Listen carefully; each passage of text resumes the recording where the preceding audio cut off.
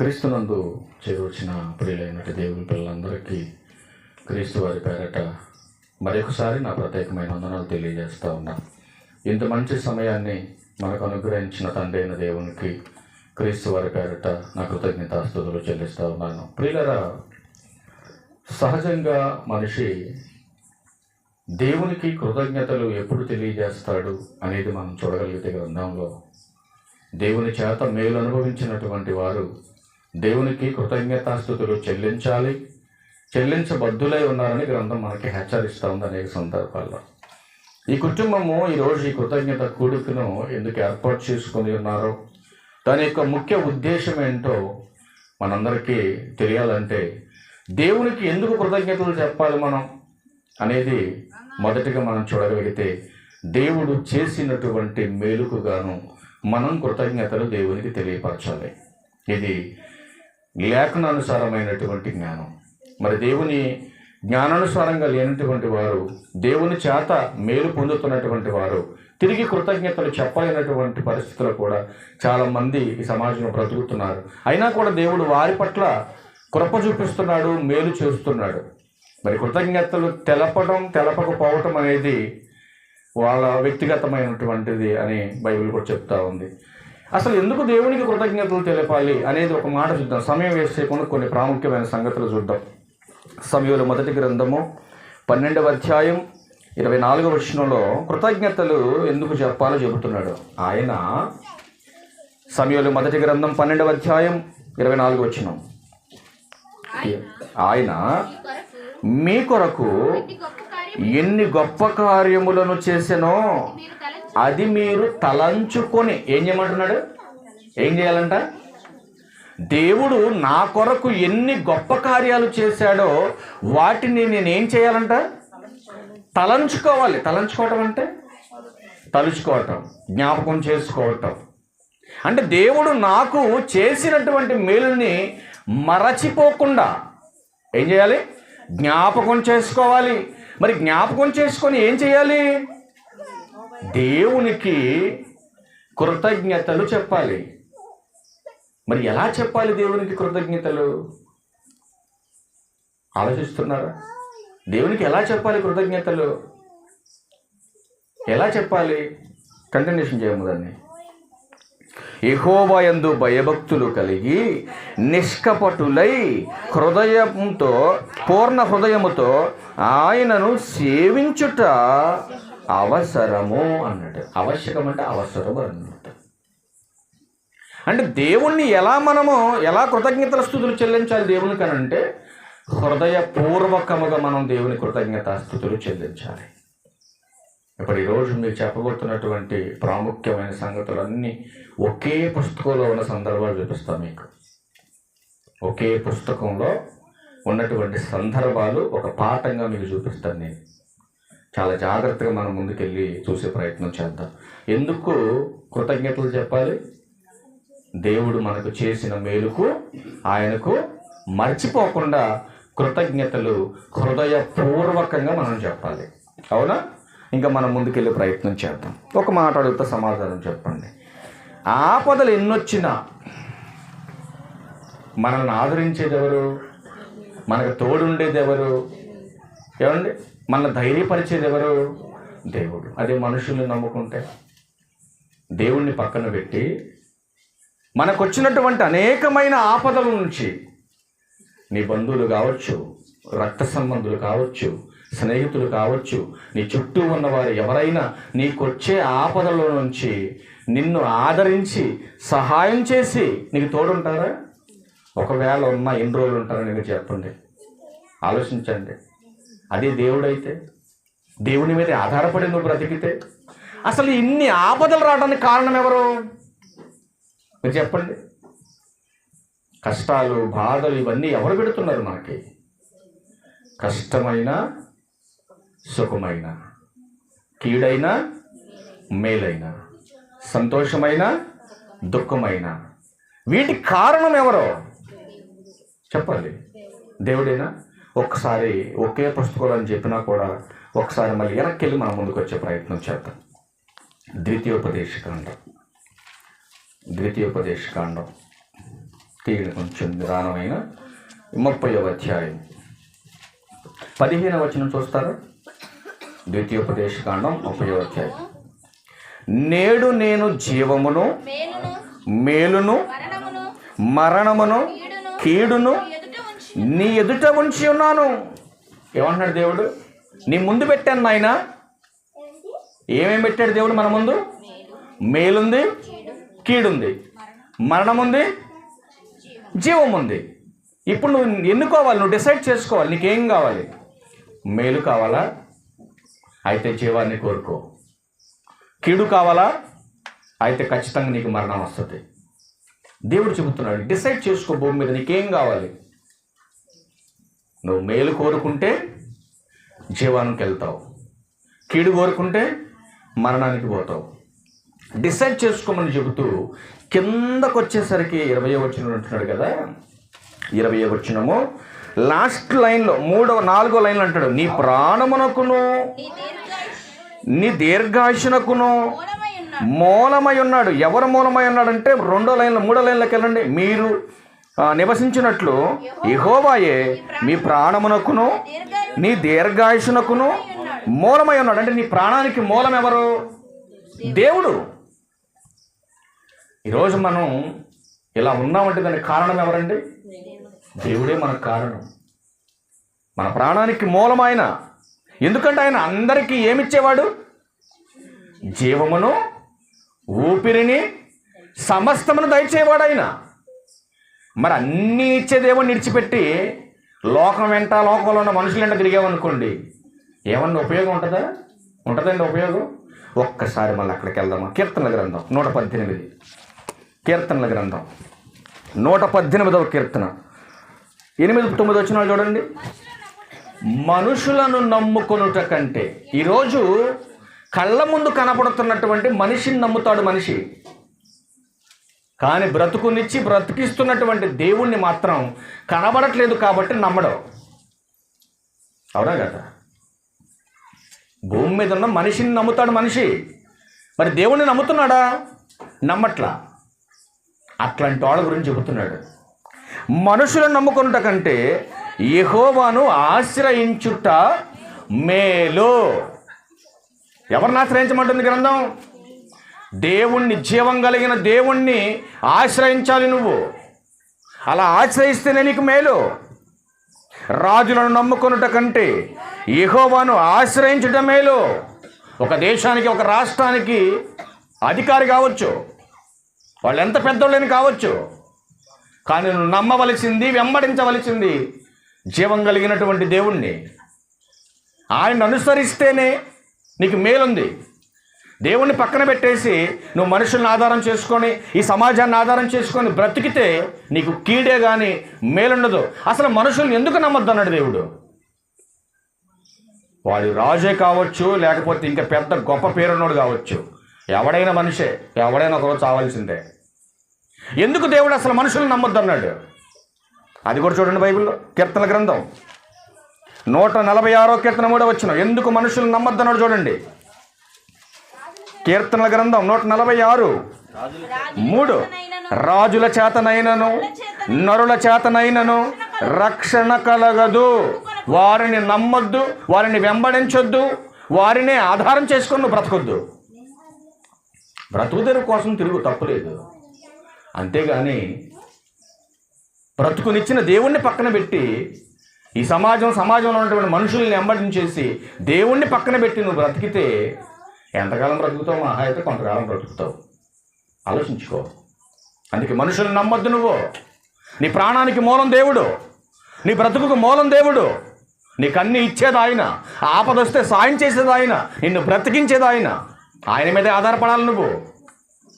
అందుకేంటున్నాడు, రాజుల చేతనైనను నరుల చేతనైనను రక్షణ కలగదు, వారిని నమ్ముకొనకుడే. ఎందుకు నమ్మకూడదు? ఎందుకంటే వారి ప్రాణం విడిలిపోవును, వారి మట్టి పాలగుదురు, వారి సంకల్పములు ఎంత గొప్పవైనా వాడు చచ్చిన రోజే వాడితో పాటు అవి నశించును అని బైబిల్ చెప్పింది. అది దేవుడైతే ఆయన ఉన్నవాడు. ఎవరైనా ఉన్నవాడు, నిత్యము ఉన్నవాడు మనిషి.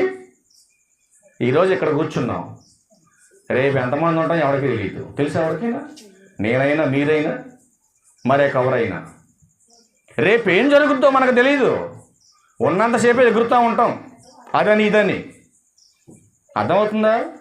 రేపు ఏం జరుగుద్దో నాకైనా, రాజుకైనా, సైంటిస్టుకైనా, డాక్టర్కైనా, యాక్టర్కైనా ఎవరికి తెలియదు ఈ భూమి మీద రేపు ఏం జరుగుద్దో.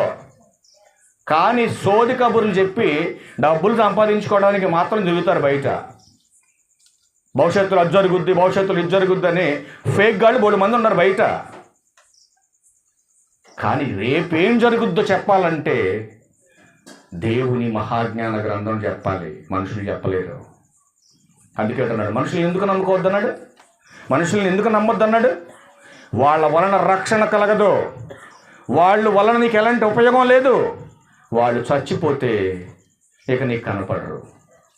ఒకవేళ ఏదైనా మాట ఇస్తే వాడు చచ్చాడు అనుకో, ఆ మాట ఎవరిని నెరవేరుస్తాడు? ఆ మాట ఆడుతూనే సమాధి చేయబడుతుంది. అదే దేవుడు మాట ఇస్తే, మాట ఇచ్చిన దేవుడు అస్సలు నిన్ను మర్చిపోడు. మరి ఇంత గొప్ప మాట దేవుడు చెబుతుండే ఎందుకండి పట్టించుకోవట్లేదు క్రైస్తవ్యం? అందుకే మరొక ఉన్నతమైన మాట చెప్పాడు. కీర్తన గ్రంథం 3వ అధ్యాయం 5వ వచనం. కీర్తన గ్రంథం 3వ అధ్యాయం 5వ వచనం చూడండి ఏమంటున్నాడు. ఎవరు ఆధారమని నువ్వు వెతికితే, బైబిల్ చెప్తా ఉంది, నేనే ఆధారం నీకు. కావున నేను పండుకొని నిద్రపోయి మేల్కొనేదను. అంటే దేవుడు నీకు ఆధారం అయితేనే నీకు నిద్ర వస్తుంది. నిద్ర వచ్చినటువంటి నీవు మళ్ళా లేస్తావు. చాలామంది చూడండి, అయ్యగారు నిద్ర పట్టట్లేదు, ప్రార్థన చేయమని చెప్పి పడుకుని ఉండాలి. ఈ మధ్య నాకు నీకు నిద్ర పట్టాలన్నా ఎవరి కృప కావాలి? దేవుని కృప కావాలి మీకు. అశోక్ గారు రండి, చేయదు ఇక్కడ ముందుగా తీసుకోండి. ఏమండి, నీకు నిద్ర రావాలని ఏం కావాలి? దేవుని కృప కావాలి. మరి పడుకున్న నీవు లేవాలన్న ఎవరి కృప కావాలి? అలారం పెట్టుకొని పడుకునే ముందు జాగ్రత్తగా వినాలి ఈ మాట. అలారం పెట్టుకుంటాం ఫస్ట్ మనం. అలారం పెట్టుకునేటప్పుడు ఏమనుకుంటాం? అలారం లేపుద్దు నన్ను ధైర్యంగా పెట్టుకుంటాం. ఇప్పుడు అలారం లేపితే లెగుతున్నావా, దేవుడు కృప ఇస్తే లెగుతున్నావా? ఏమ్మా, దేవుని కృప ఉంటేనేనా? పడుకున్న నేను లేవాలంటే ఆయన నాకు ఆధారంగా ఉండాలి. ఇప్పుడు 23వ కీర్తన తమ్ముడు చదివాడు. విన్నారా మీరు? విన్నారా? మొదటి మాట చదవండి ఒకసారి. దాంట్లో యెహోవా నా కాపరి, దేవుడే నా ఇంటికి కాపరి, నా ఒంటికి కాపరైతే, ఆ కాపరి స్వాధీనంలో నేనుంటే, ఆయన బిడ్డనైనటువంటి నేను, ఆయన స్వాధీనంలో ఉన్నటువంటి నాకు ప్రొటెక్షన్గా ఆయనే ఉంటే నాకేమైనా ఆపద వస్తుందా? మీరు చెప్పండి. వస్తుందండి. మరి ఇప్పుడు ఏ ఆపద రాకుండా ఉండాలంటే, ఆయన ప్రొటెక్షన్గా మనకు ఉండాలంటే మనం ఎలా బ్రతకాలి? 92వ కీర్తన దగ్గరికి వెళ్దాం. ఫస్ట్గా క్షమించండి, 91వ కీర్తన మొదటి 2 మాటలు చదవండి. చూడండి, మహోన్నతుని చాటున నివసించువాడే సర్వశక్తిని నీడను విశ్రమించువాడు అంటున్నాడు. అంటే ఆయనతో నివసించేవాడే విశ్రమించగలుగుతాడు. ఇప్పుడు ఆయనతో లేనివాడు సేఫ్టీ ఫేస్లో ఉన్నట్టు కాదు. దేవుడే మనకు కాపరిగా ఉంటే మనకేం దొరుకుతుందంటున్నాడు అక్కడ? విశ్రమించటం అంటే అర్థం ఏంటి? విశ్రమించటం అంటే అర్థం ఏంటి అమ్మా? రెస్ట్. అంటే ఈరోజు రెస్ట్ లేనటువంటి పరిస్థితిలో గలిబిలిగా ఎందుకుంది కుటుంబం? కాపరున్న గొర్రెలు ఎలా ఉంటాయి? మంచి ప్రొటెక్షన్తో ఉంటాయి. అది కాపర లేకుండా ఉంటే, ఇప్పుడు తోలుకి వెళ్ళారు, మీరు తోలుకుపోయారు పశువుల్ని, మీరు ఉన్నంతసేపు ఏం చేస్తుంది పశువు? నా యజమాని ఇక్కడే ఉన్నాడు, ఒకవేళ గినక పక్కకి వెళ్ళిపోతే నా ఈపు పగిలిపోద్ది అనుకుంటుందా లేదా? ఇప్పుడు యజమాని అక్కడ పెట్టేసి ఇటో పోయిండు, ఇప్పుడు ఏమనుకుంటుంది? నీ పశువు ఏమనుకుంటుంది? అమ్మయ్య, నా యజమాని లేడులే, ఇప్పుడు ఈ గట్టు దాటి అవతలకు పోయినా నన్ను ఎవడేం చేయాలని అనుకుంటుంది, గట్టు దాటి అవతలకు పోద్ది. అవునా? అంటే ఇప్పుడు ఈ కాపరు ఉంటే మంద ఎలా ఉంది? ప్రొటెక్షన్లో ఉంటుంది మంద, సేఫ్టీగా ఉంటుంది మంద. ఇప్పుడు నీ పశువుని తోలుకెళ్ళావు, పొరపాటున ఏదన్నా వచ్చి పొడుతుంది అనుకో, దాని దగ్గరికి వచ్చి నువ్వేం చేస్తావు? దగ్గర ఉంటే దాన్ని అల్లేస్తావు, దాన్ని తోలుతావు అది దూరంగా. అది నువ్వు లేకుండా దాని మీద ఫైట్కి వచ్చింది అనుకోండి, ఏం చేస్తుంది? ఏమవుద్ది? నీ పశువు గాయాలవుతాయి, అంతేనా? ఇప్పుడు దేవుని స్వాధీనంలో కనుక మనం ఉంటే మనకి ఏదైనా హాని వస్తుందా? ఆయనే ప్రొటెక్షన్ మనకి. అందుకంటున్నాడు విశ్రమించదని మాట్లాడుతూ 2లో అంటున్నాడు, ఆయనే నాకు ఆశ్రయం, నా కోట, నేను నమ్ముకొని నా దేవుడని నేను యెహోవాను గూర్చి చెప్పుచున్నాను అంటున్నాడు కదా. వేటకాని ఊరిలో నుండి ఆయన నన్ను విడిపించును, నాశనకరమైన తెగులు రాకుండా నన్ను రక్షించును. ఎప్పుడు జరుగుద్ది ఇదంతా?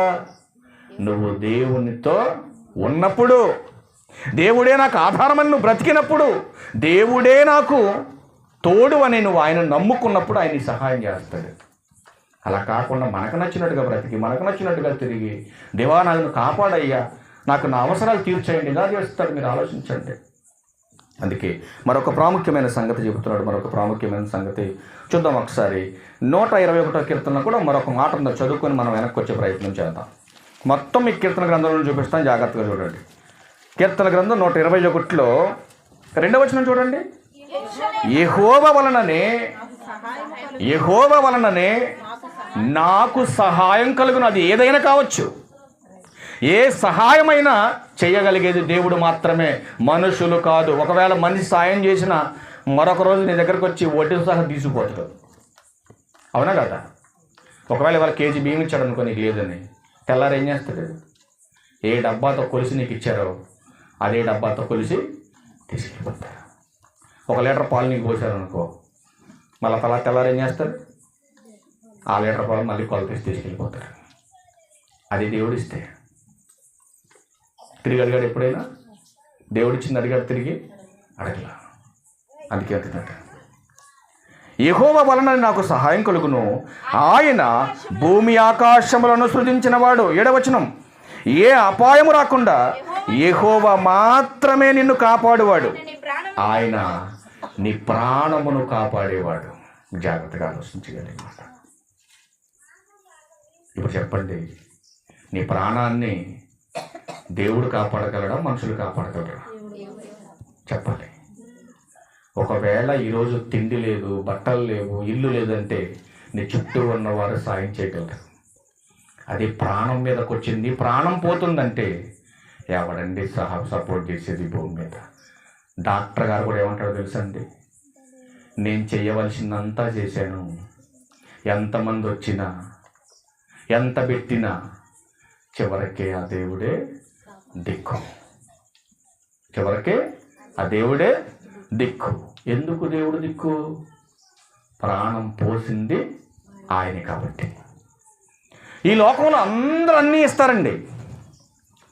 ఈ శరీరంలో ఒక అవయవాన్ని ఇమ్మనండి, ఎవరినైనా ఇస్తారా? ఈ ఆకారంలో ఉన్న అవయవాన్ని ఎవరైనా, కట్టుకున్న భార్య కానీ, కడుపును పుట్టిన బిడ్డలు కానీ, నీ బంధుమిత్రులు కానీ, నీ స్నేహితులు కానీ, ఎవరైనా ఈ అవయవ నిర్మాణంలో ఉన్నటువంటి ఒక్క అవయవాన్ని స్పాన్సర్ చేయమనండి, ఎవరినైనా ఇస్తారా?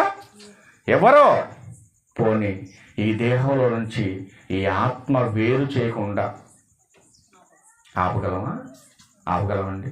ఈ రాత్రి దేవుడు నా ప్రాణం అడిగితే నా కొడుకు ఆపుతాడా, నా కూతుర్లు ఆపుతారా, లేకపోతే నా భార్యలు ఆపుతారా? ఎవరు ఆపుతారు? ఎవరు ఆపలేరండి. కేవలం దేవుని మాట మాత్రమే ఆపగలుగుతుంది. ఈరోజు మనం అనుకుంటాం కదా, రోగం వచ్చేస్తుంది ఖర్చు పెట్టకుండా. రోగం ఎలా వస్తుంది తెలుసండి? చెప్పకుండా వస్తుంది, ఖర్చు లేకుండా వస్తుంది. వచ్చిన కాడి నుంచి ఏం చేస్తుంది? నువ్వు బొమ్మన్నా పోదు, ఖర్చు పెడతానే ఉండాలి, అవునా కదా? వస్తుంది రోగం ఫ్రీగా, పోయేటప్పుడు ఊరకపోద్దా? ఊరకపోదు. నీ డబ్బులన్నీ ఖర్చు పెట్టించి నీ లోపల ఒకటి నాటిందాక పోదు. అది ఏమి నాటుద్దో తెలుసా? ఒకటి, దేవుణ్ణి గుర్తు చేసుకో, దేవుని వాక్యాన్ని గుర్తు చేసుకో, నీ భక్తి జీవితాన్ని గుర్తు చేసుకో, దేవుడు అనేవాడు ఉన్నాడు గుర్తు చేసుకో. రోగం చెప్పేది అదేనండి. మరి మీకు వచ్చిన రోగాలు మీకు చెప్తున్నాను నాకు తెలియదు, కానీ నాకు వచ్చిన భయంకరమైన రోగాలు నాకు అయ్యే నిలిపినాయి. అందుకే కఠినంగా చెప్తున్నాను మీకు. ఏదైనా మంచి జరిగినా ఆలోచన చేస్తాను నేను. ఏదైనా చెడు జరిగినా కూడా దేవునికి మహిమకరంగా ఆలోచన చేస్తాను నేను. అది దేవుడు గొప్ప వరం మనకిచ్చింది అది. అందుకే అంటున్నాడు కదా, యెహోవాయే నిన్ను కాపాడువాడు. మరి ఇంత గొప్ప తండ్రి మనకున్నప్పుడు మనం ఎంత నమ్మకంగా ఆయన పట్ల ఉండాలండి. 125వ కీర్తన మొదటి వచనం అంటారు కదా, యెహోవా యందు నమ్మిక ఉంచువాడు కదలక నిత్యము నిలుచు సియోను కొండ వలె ఉంటాడు. ఏమన్నా కొండ ఎవడని కదిలించగలడా? కొండ కదులుద్దా? కొండను కదిలించగలిగే యంత్రాలు ఇంకా పుట్టల భూమి మీద, పుట్టవ కూడా ఇక. ఎందుకు కొండలను స్థాపించింది ఎవరు? దేవుడు. దేవుడు చేసిన దాన్ని కదిలించడానికి తరాలు పడుతున్నాయి వీళ్ళకి, జనాలకి కరిగించడానికి కొండలు. అదే కొండలు దేవుని మాటను చూసి వణుకుతున్నాయి కొండలు. మరి మనిషికి ఉందా భయం? లేదు. ఇప్పుడు దేవుణ్ణి నమ్మితే, నమ్మకంగా నువ్వు బ్రతికితే ఆ సియోను కొండవలే నువ్వు కదల్చబడకుండా ఉంటావు. మరి నమ్మకం లేకుండా, స్థిరం లేకుండా, గాలికి చెదరగొట్టు పొట్టు వలె నువ్వు ఉంటే మరి ఏంటి పరిస్థితి? నీ పరిస్థితి ఏంటి? ఆలోచించండి ఒకసారి. అందుకే పరిశుద్ధ గ్రంథంలో మరొక ప్రాముఖ్యమైన సంగతి చెప్పాడండి. 46వ కీర్తన మొదటి మాట. 46వ కీర్తన మొదటి మాట, 46వ కీర్తన మొదటి వచనం ఏమంటున్నాడు చూడండి. దేవుడు మనకు ఆశ్రయమును దుర్గమునై ఉన్నాడు, ఆపత్కాలములలో ఆయన మాత్రమే నమ్ముకొనదగిన సహాయకుడు అన్నాడు. నమ్ముకొనదగిన సహాయకుడు.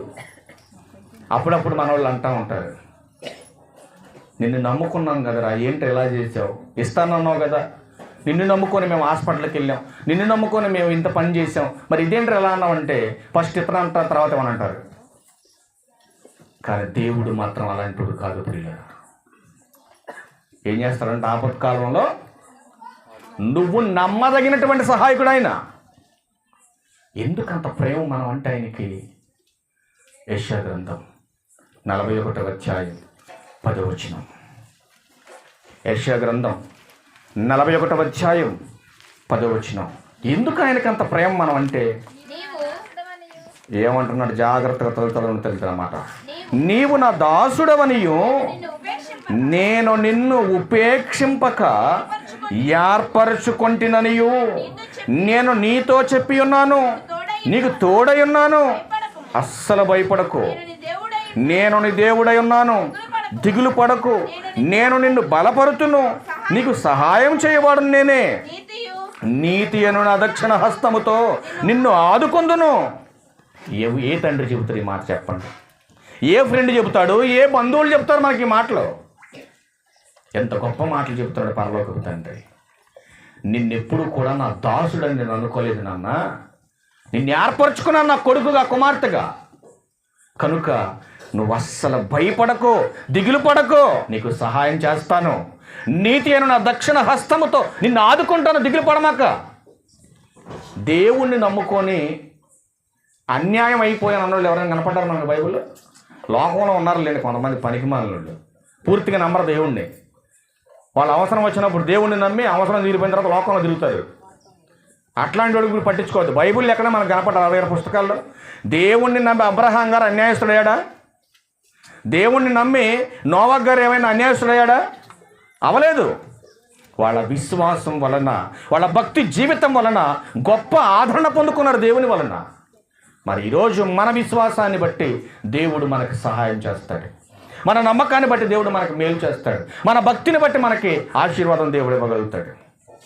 అంతేకాని నీలో విశ్వాసం లేకుండా, నీలో సరైనటువంటి నమ్మకం లేకుండా, దేవుని మీద పరిపూర్ణమైనటువంటి ఆధారం లేకుండా మరి దేవుడు ఎలా సపోర్ట్ చేస్తాడు? మీరు ఆలోచించండి.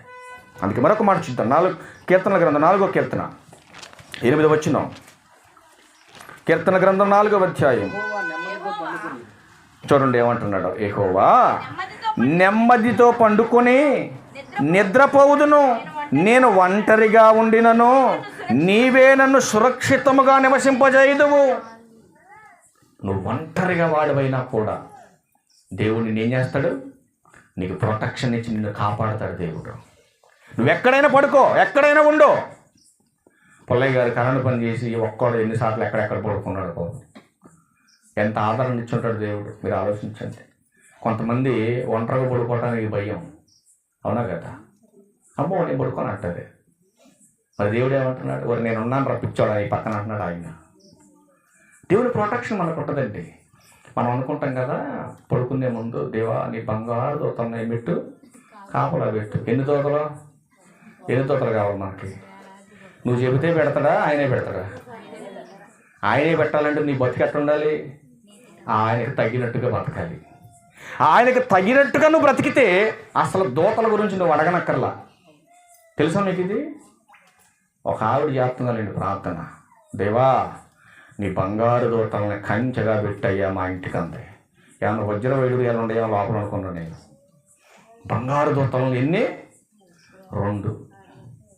2 దూతలు కావాలా మన బతుక్కి? అమ్మ మరి 2 దూతలు మన ఇంటికి రావాలంటే ఆనాడు ఎలిజబెత్తమ్మ గారి దగ్గరకు వచ్చిన దూత, మరియమ్మ గారి దగ్గరకు వచ్చినటువంటి దూత, మోషే గారి దగ్గరకు వచ్చిన దూత ఈరోజు నీ దగ్గరకు వస్తుందా? నీ ముఖం చూసి వస్తుందా? దూత కాదుగా దెయ్యం కొట్టాలి నీ దగ్గరికి. ఇప్పుడు నీ ముఖం చూస్తే దెయ్యం రావాలని దానికి నచ్చాలి నువ్వు, దేవుడు రావాలని ఆయనకు నచ్చాలి నువ్వు. అర్థమైందా? ఎప్పుడు చూసినా ఆ శిబిరం మనం వేసుకున్నట్టు ఏది రాదు. అర్థమైందండి? అందుకే చెప్పా, పరిశుద్ధత పరిశుభ్రత క్రైస్తవుడికి ఉండవలసింది. ఏమేం కావాలి? పరిశుద్ధత కావాలి, పరిశుభ్రత కావాలి. ఈ 2 ఉంటేనే క్రైస్తవుడు పరిశుద్ధుడు. ఇది గమనించాలి మీరు. అందుకే ఇక్కడ బైబిల్ అంటున్నాడు కదా, ఆయన నెమ్మదితో పడుకొని నిద్రపోవుదును.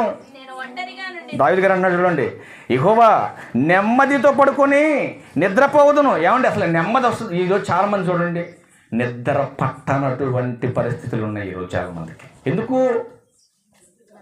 ఎందుకంటే నిద్ర పట్టట్లేదు ఈరోజు. నెమ్మది లేదు కుటుంబాల్లో. ఎందువల్ల నెమ్మది లేదు? ఎందువల్ల నెమ్మది లేదు మన కుటుంబాల్లో? నెమ్మది లేకపోవటానికి, నిద్ర పట్టకుండా చేసేటటువంటి పరిస్థితులు ఏంటో మనకు బాగా తెలుసు. ఒక మాట చెప్పమంటారా? ఎదురు శివనవింది ఇప్పుడు, ఆ ఇల్లు ఎప్పుడైద్దా, ఆ ఇల్లు ఎప్పుడైద్దా, ఆ ఇల్లు ఎప్పుడైద్దా అని ఆమె నిద్ర పట్టట్లా. అమ్మ అట్లాంటి వాళ్ళు బోల్డంత మంది ఉన్నారు. ఫైనాన్షియల్ ప్రాబ్లంతో, అనేకమైనటువంటి కుటుంబ సమస్యలతో ఏమైనా నిద్ర పట్టిన బోల్డు మంది ఉన్నారండి. పొరపాటున గప్పుకున్నారో ఒక మాట అన్నారు అనుకుంటే తెల్లారు నిద్ర పడతారు మనకి. అరే నువ్వు మనిషివా పశువురు అన్నారు అనుకుంటాడు ముఖం మీద పట్టుకొని ఆ నైట్ అంతా నిద్ర పడతాం మనకి. ఏంటి మాట అన్నాడు ఏంటని. ఈరోజు మనం నెమ్మదితో పడుకుంటున్నామంటే కారణం ఎవరండి? దేవుడు. మరొక మాట చూస్తారా? మరొక ప్రాముఖ్యమైనటువంటి మాట చూడండి, చూద్దాం ఒకసారి. 34వ కీర్తన 19 వచ్చిన చూడండి ఒకసారి. 34వ కీర్తన 19 వచ్చిన చూడండి ఏమంటున్నాడు. నీతిమంతునకు కలుగు ఆపదలు అనేకములు, వాటన్నిటిలో నుండి యెహోవా వానిని విడిపించును. నీతిమంతుకి ఎన్ని వస్తాయండి ఆపదలు? అనేకంగా వస్తాయి, అనేకములుగా వస్తాయి నీతిమంతులకి.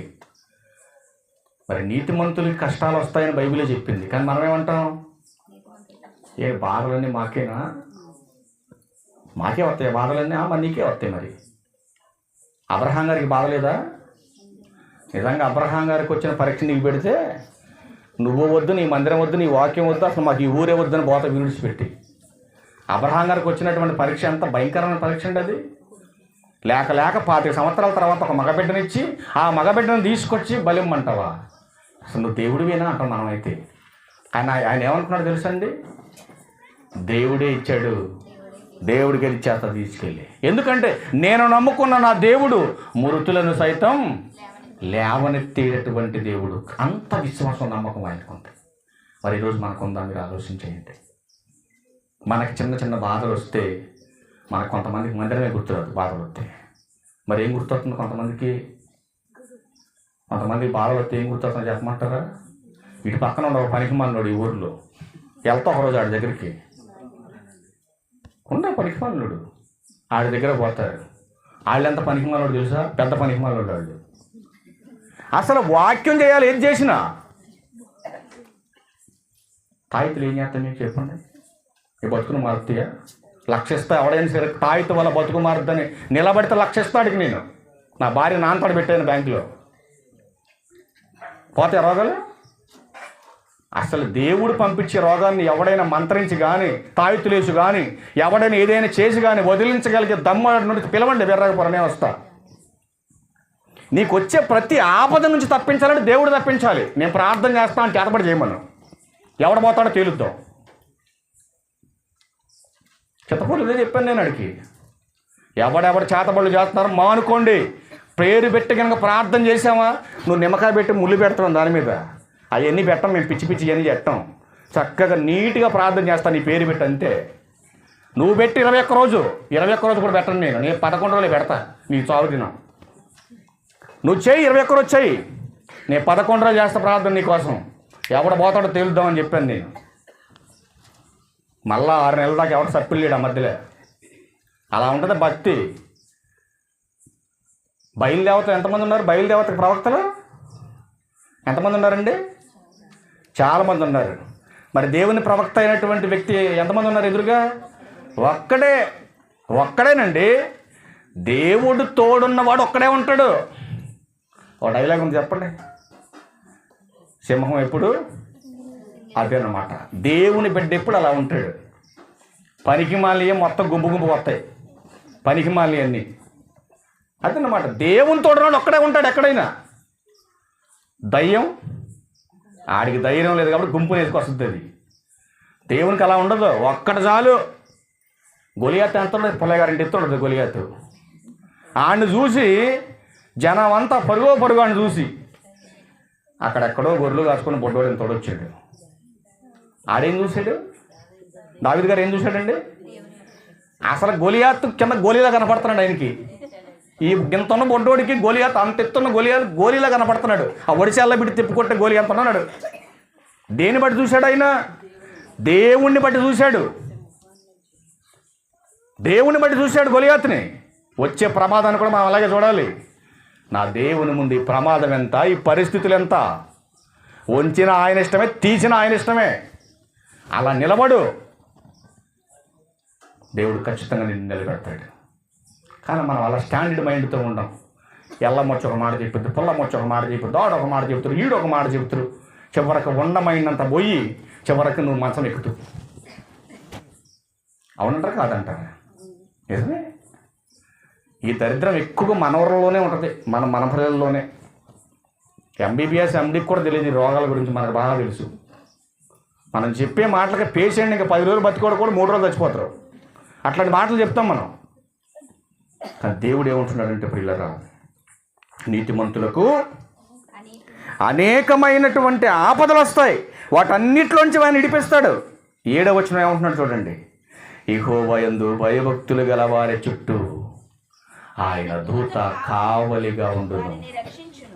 ఎన్ని బాధలు వచ్చినా వేదనలు వచ్చినా నీ భక్తి నుంచి నువ్వు వైతొలగకుండా ప్రార్థన చేయి, మోకరించి. నీ ఆపదలు నీ బాధలు తొలగించడానికి నువ్వు అడగక్కర్లేదు. దేవా బంగారుతల కావలబెట్టు, నేను బాగా తిని పడుకుంటున్నా, నువ్వు అడగక్కర్లా. దేవుడే నీ మీద ఏం చేస్తున్నాడు? కృప చూపిస్తున్నాడు. అందుకే 7వ వచనం అంటున్నాడు, యెహోవా యందు భయభక్తులు గలవారి చుట్టూ ఆయన దూత కావలియుండి వారిని రక్షించును. 9వ వచనం ఏమంటున్నాడు? యెహోవా భక్తులారా ఆయన యందు భయభక్తులు ఉంచండి, ఆయన యందు భయభక్తులు ఉంచువానికి ఏమీ కొదవలేదు. నిజంగా ఆయన మీద నువ్వు పరిపూర్ణంగా ఆధారపడి బ్రతికితే ఏమన్నా తక్కువ చేస్తాడా? నువ్వు అడిగామని చేశాడు. ఈ ప్రకృతిలో ఇన్ని 90 లక్షల జీవరాశులు ఎవరి కోసం చేశాడు? ఎన్ని పక్షులు, ఎన్ని జీవులు, ఎన్ని వృక్షాలు, ఎన్ని ఆకుకూరలు, ఎవరి కోసం చేశాడు ఇవన్నీ? తన పిల్లలు ఆరోగ్యంగా గొప్పవారుగా సంతోషంగా ఉండాలని. నువ్వు అడిగావని ఒక జాన్ చెట్టు జాంకాయలు కాస్తుందా? నువ్వు అడిగావని ఒక పక్షి ఎదుగుతుందా? ఇన్ని లక్షల జీవరాశులకి ఆహారం ఎవరు పెడుతున్నారు? నీ ఇంట్లో ఉన్న 2 గేదెల మేపలేక తండలు పడుతున్నావు నువ్వు. మరి ఇన్ని జీవులకి ఆయన ఆహారం ఎలా పెడుతున్నాడు? నువ్వన్నా ఈరోజు వండుకుంది రేపు ఎల్లుండి ఫ్రిడ్జ్లో పెట్టుకొని తింటావు. జంతువులు ఏ రోజుకి ఆ రోజు ఫ్రెష్ అయిన ఫుడ్ పెడుతున్నాడు దేవుడు. ఆలోచించండి. అందుకే అంటున్నాడు, యెహోవా భక్తులారా ఆయన యందు భయభక్తులు ఉంచండి, ఆయన యందు భయభక్తులు ఉంచువానికి ఏ కొదువ ఉండదు. కింద అంటున్నాడు కదా, ఇప్పుడు చదువు మాట. సింహపు పిల్లలు లేమిగలవై ఆకలిగొనును. యెహోవాను ఆశ్రయించు వారికి ఏ మేలు కొదువై ఉండదు. ఎంత బాగుంది చూడండి మాట. నిజంగా దేవుణ్ణి నువ్వు హృదయపూర్వకంగా నమ్మి ఆయన మీద ఆధారపడి నువ్వు భయభక్తులు కలిగి ఉంటే ఏం తక్కువ చేస్తాడు దేవుడు? చెప్పు, ఏం తక్కువ చేస్తాడు దేవుడు? నీకు అన్నీ సమకూరుస్తాడు దేవుడు నీకు తీసుకొచ్చి. ఇంకొక మాట చూసుకొని మనం క్లోజ్ చేసే ప్రయత్నం చేద్దాం. ఇంకొక మాట చూసి 33వ కీర్తన 16వ వచనం నుంచి కొన్ని మాటలు చూద్దాం ప్రియులారా. 33వ అధ్యాయం 16వ వచనం చూస్తే, ఏ రాజును సేనాబలము చేత అంటే సైన్యము చేత రక్షింపబడడు, ఏ వీరుడు అధిక బలము చేత తప్పించుకొనడు. రక్షించుటకు గుర్రము అక్కరకు రాదు, అది దాని విశేష బలము చేత మనుషులను తప్పింపజాలదు. ఏమర్థమైంది ఈ మాటలో మీకు? ఇప్పుడు రాజును చంపాలని దేవుడు అనుకున్నాడు. చుట్టూ సైన్యం ఉంది. ఏ సైనికుడు అన్న కాపాడగలడాన్ని? కాపాడగలరా? ఇప్పుడు ఒక పదవిలో ఉన్న వ్యక్తి వస్తున్నాడు అనుకోండి, ఎంతమంది ప్రొటెక్షన్ ఉంటారండి చుట్టూ? నేను అప్పుడప్పుడు అలాంటి వాళ్ళు చూసి అనుకుంటూ కూర్చొని ఈ పిచ్చి మొహంలో వీళ్ళందరం పెట్టుకున్నాడు. కానీ అసలు దేవుడే తీసేయాలనుకుంటే ఈ దేహంలో ప్రాణాన్ని వీళ్ళందరూ ఆగుతారా? ఒక్కొక్కరు పెద్ద పెద్ద గన్నులు వేసుకొని పెద్ద పెద్ద సూట్ కేసులు వేసుకొని తిరుగుతూ ఉంటారు, కుక్కలను వేసుకొని పక్కన. ఎవరు మనుషుల మీద అటాక్ చేయకూడదు. అది ఇప్పుడు దేవుడు అటాక్ చేశాడు అనుకోండి, మనుషులు ఆపగలరా? ఈ ప్రొటెక్షన్ ఆపుద్దండి? ఏది ఆపలేదండి. ఇప్పుడు అందుకే అంటున్నాడు, చాలా జాగ్రత్తగా వినండి.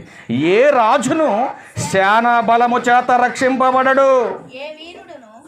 ఇప్పుడు దేవుడే యాక్షన్ తీసుకోవాలంటే ఈ సైన్యం వాడిని అతన్ని కాపాడలేదంటున్నాడు. నెక్స్ట్ మాట, ఏ వీరుడును అధిక బలము చేత తప్పించుకొనడు. అంటే తప్పించబడాలన్నా దీనికి నీ బలం కాదురా నాయన. నువ్వు తప్పించబడాలంటే ఎవరు తప్పిస్తే తప్పించుకుంటావు? దేవుడు తప్పిస్తేనే తప్పించుకుంటావు. నువ్వు నీ బలం వల్ల కాదు, నీ జ్ఞానం వల్ల కాదు. అది జ్ఞాపకం చేసుకోమంటున్నాడు. నెక్స్ట్ మాట, రక్షించుటకు గుర్రము అక్కరకు రాదు అంటున్నాడు. ఇప్పుడు ఎవడో నేను తరుముతున్నాడు, గుర్రం మీద ఎక్కేసావు. గుర్రం బాగా పరిగెట్టగలదని నువ్వు అనుకుంటావు. ఇప్పుడు నిన్ను వేసేయాలని దేవుడు సెట్ చేసాడు. నీ గుర్రం నిన్ను కాపాడుద్దా? కాపాడుతావు. కిందకు వచ్చేసరికి అంటాడు కదా, అది దాని విశేష బలము చేత మనుషులను తప్పింపజాలదు. దేవుడు కంప్లైంట్ చేయాలనుకుంటే అది తప్పించలేదు నిన్ను అంటున్నాడు ఆయన. అర్థమవుతుందండి? దేవుడు తలుసుకుంటే ఎక్కడైనా నిన్ను కాపాడగలడు, ఎక్కడైనా నిన్ను చంపగలడు. అందుకే దేవుడు అంటున్నాడు కదా, ఆపద వస్తే నిన్ను ఆదుకునేది నేనే అంటున్నాడు దేవుడు. నేనే ఆపద వస్తే నిన్ను ఆదుకునేది. మరి ఎంత ఆదరణ చూపించే నా పట్ల మరి మీరు కృతజ్ఞత కలిగి ఉండాలి కదా. మరి కృతజ్ఞత కలిగి ఉన్న మీరు కృతజ్ఞతాస్తుతులు చెల్లించాలి కదా. కృతజ్ఞతాస్తుతులు చెల్లించాలంటే ఈ ఒక్కరోజు చెల్లిస్తే దేవుడు ఊరుకోడు. మరి ఎలా చెల్లించాలి? నీ జీవితకాలం అంతా దేవుని కృతజ్ఞతాస్తుతులు చెల్లించాలి. చివరిగా కొన్ని మాటలు చూసుకోవచ్చేద్దామా? 107వ కీర్తన మొదటి వచనం చూడండి. 107వ కీర్తన మొదటి వచనం, ఎవరంట ఆయన? దయ. నువ్వెన్ని చేసినా ఏం చేసినా నువ్వన్నా నేనన్న దేవునికి కోపం అసలు ఏమాత్రం లేదు. అలా అని తప్పులు చేయమని దేవుడు ఎక్కడ చెప్పాలా? మీరు గమనించండి ఈ విషయాన్ని. దేవునికి మనం అంటే దయ. ఎప్పుడు దయ దేవునికి మనం అంటే? ఎప్పుడు దయ మనం అంటే దేవునికి? మనము ఆయన యందు భయము భక్తి కలిగి నమ్మకంగా ఆయన మీద ఆధారపడి మనం బ్రతుకుతున్నప్పుడు దేవుడు మన పట్ల దయాళుడు. ఇది గమనించాలి. కండిషన్ చేయమాట, ఆయనకు కృతజ్ఞతాస్తుతులు చెల్లించుడి, ఆయన కృప నిత్యము ఉండును. గమనించాలి ఈ మాట. మరి మనుషుల దయ, మనుషుల సహాయం, మనుషుల్ని నమ్ముకుంటే నిత్యం ఉంటారు వాళ్ళు? ఉండరు. అందుకే భక్తుడు అంటున్నాడు, ఆయన కృప నిత్యం ఉండును అంటున్నాడు. ఆయన కృప నిత్యము నీతో ఉంటే 128వ కీర్తనలో వీడు ఏమంటున్నాడు? మొదటి 2 మాటలు చదువు. యెహోవా యందు భయభక్తులు కలిగి ఆయన త్రోవల యందు నడుచు వారందరూ ధన్యులని చెబుతూ, నిశ్చయముగా నీవు నీ చేతుల కష్టార్జితమును అనుభవించదవు, నీవు ధన్యుడవు, నీకు మేలు కలుగుతుంది అంటున్నాడు. నీకు ఒక్కడికైనా నీ పిల్లలకు కూడా కలుగుద్దా? నీలోగిట నీ భార్య నీకు ఒక్కడికైనా నీ పిల్లలకు కూడా కలుగుతుందా? చూడండి, నా మాట కూడా చూడండి. కీర్తన గ్రంథం 115వ కీర్తన 13వ వచనం చూడమ్మ ఒకసారి. 115 పిన్నలనేమి పెద్దలనేమి తన యందు భయభక్తులు గల వారిని యెహోవా ఆశీర్వదించును.